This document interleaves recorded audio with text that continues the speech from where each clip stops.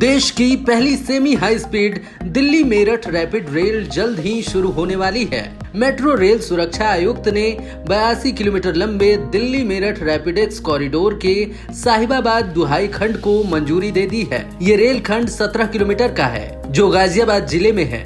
इस रूट पर rapid rail शुरू होने के बाद गाजियाबाद के वैशाली और दुहाई जैसे हिस्सों में रहने वाले लोगों को ज्यादा आसानी होगी। केंद्र सरकार की तरफ से साहिबाबाद और दुहाई के बीच रैपिड रेल के संचालन के लिए सेफ्टी अप्रूवल दे दिया गया है।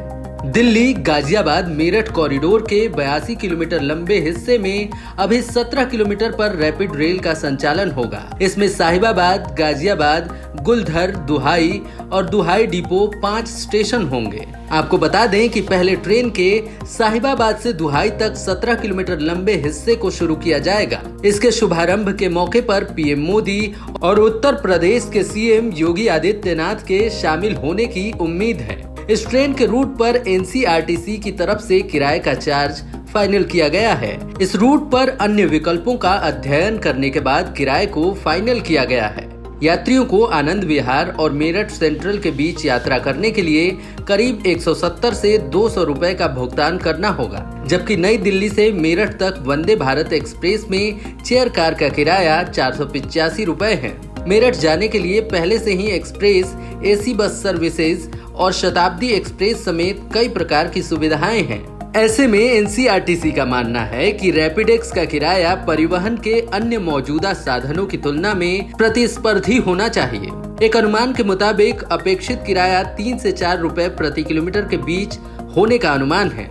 ट्रेन के शुरू होने के बाद दिल्ली मेरठ की यात्रा में महज 43 मिनट लगने की उम्मीद है। पूरे कॉरिडोर पर परिचालन शुरू होने के बाद ट्रेनें 5 से 10 मिनट की फ्रीक्वेंसी पर उपलब्ध होंगी। साहिबाबाद से दुहाई तक 17 किलोमीटर लंबे खंड पूरा करने के साथ बाकी कॉरिडोर पर भी काम तेजी से चल रहा है, जिसके अंतर्गत दिल्ली गाजियाबाद मेरठ आरआरटीएस कॉरिडोर पर मेरठ में अंडरग्राउंड सेक्शन में सुरंग निर्माण का काम 25 जुलाई को पूरा किया गया है। इसके साथ ही रैपिडेक्स संचालन के लिए एनसीआरटीसी ने महत्वपूर्ण उपलब्धि हासिल कर ली है। 25 जुलाई को भंसाली से बेगमपुल के बीच निर्मित इस छठी और अंतिम सुरंग का निर्माण कर रही टनल बोरिंग मशीन सुदर्शन ने 8.2 मीटर की गहरी टनल का काम बेगमपुल में पूरा किया है। इसके साथ ही मेरठ में सुरंग का काम सफलतापूर्वक संपन्न हो गया है। अब मेरठ में 5.5 किलोमीटर में स्टेशन निर्माण का काम युद्ध स्तर पर चलेगा।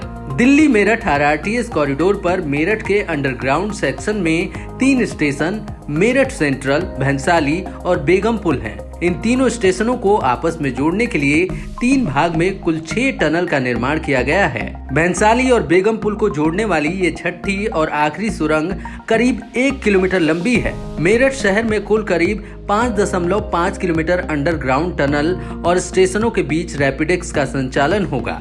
जहां मेरठ में टनल बनाने का काम पूरा किया गया है, तो वहीं दिल्ली में ट्रैक बिछाने का काम शुरू कर दिया गया है। एनसीआरटीसी ने राजधानी दिल्ली में पड़ने वाले कॉरिडोर के हिस्से के अंडरग्राउंड टनल में ट्रैक बिछाने का काम शुरू कर दिया है। आनंद विहार स्टेशन से अप और डाउन दोनों प्लेटफॉर्म पर ट्रैक स्लैब बिछाए जा रहे हैं और उसके बाद न्यू अशोक नगर स्टेशन की ओर काम आगे बढ़ाया जाएगा। आनंद विहार और न्यू अशोक नगर के बीच 5 किलोमीटर में से 2 किलोमीटर के ट्रैक अब तक दोनों स्टेशनों के बीच एलिवेटेड सेक्शन पर बिछाए जा चुके हैं। वहीं न्यू अशोक नगर स्टेशन से खिचरीपुर रैंप में ट्रैक बिछाने के कार्य को तेजी से किया जा रहा है। न्यू अशोक नगर और खिचरीपुर के बीच पुल का काम पूरा हो चुका है। खिचरीपुर भूमिगत सुरंग को मेट्रो के ऊंचे खंड से जोड़ने वाले रैंप का निर्माण अंतिम चरण में है। एनसीआरटीसी ने ये भी बताया है कि सराय काले खां, न्यू अशोक नगर और आनंद विहार स्टेशन अपने अगले चरण में पहुंच गए हैं। अधिकारियों ने बताया है कि साहिबाबाद और गाजियाबाद में दुहाई डिपो के बीच